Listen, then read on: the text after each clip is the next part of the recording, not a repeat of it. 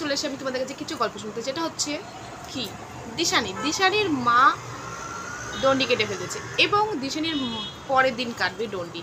তাই বলছে আমার যে কী হবে সে আমি জানি। তারপরে দিশানি কার সঙ্গে ফোনে কথা বলছিল সেটাও কিন্তু দেখিয়েছে এবং দিশানি সেখান থেকে তারপরে হচ্ছে গিয়ে চলে গেছে ওর ডাক্তারের কাছে রিপোর্ট আনতে। রিপোর্ট আনার পরে ওর মায়ের সঙ্গে মেলায় গেছে, সেখান থেকে একটা কি নিয়ে এসে ব্রেসলেট না কানে, দুটো জিনিসই নিয়েছে। আমার মনে হচ্ছে ব্রেসলেটই হবে যত সময়, কিংবা গলার চাই, কোনো বোঝা গেল না, সেটা প্যাকিং করে দেখায়নি, সেই কারণে আমি অতটা বুঝতে পারিনি।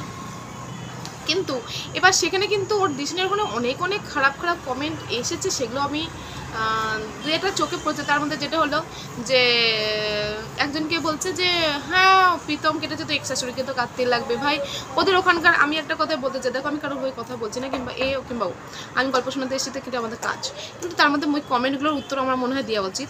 তো দেখো একই জায়গায় বাড়ি, তো পুজোটা একই সময়ই হবে না, বাড়ি তো এক জায়গায়, সেই সময় তো পুজোটা তো যাবে সবাই না, এটা গিয়ে করার কি আছে? এক্সেসরি আর এসব ফালতু কথা বলার কোনো প্রয়োজন নেই। জায়গা যখন এখানে, পুজো যখন এক হবে, তো সবারই যাওয়ার অধিকার আছে। সে কার সঙ্গে কী সম্পর্ক ছিল এখন নেই বর্তমানে, সেই সব দেখে কি যাবে না, সেটা কখন হয়? তো যদিও আমি এটা বলা উচিত না, আমি কন্ট্রোভার্সি ক্রিয়েটার নই, তবুও মনে হলো একটু বলা উচিত। তো যাই হোক, ভিডিওটা অন্য ভিডিও নিয়ে চলে আসবো, ততক্ষণ ভিডিওটা লাইক সাবস্ক্রাইব করে দিও। আর চলো তোমাদের নেক্সট ভিডিও দেখা হচ্ছে আবার পরবর্তী ভিডিও নিয়ে। আর হ্যাঁ, দিশানি বোনকে যারা ভালোবাসো অবশ্যই গল্প শুনতে চলে এসে কিন্তু আমার লাইভে, ঠিক আছে? তো চলো টাটা, বাই বাই।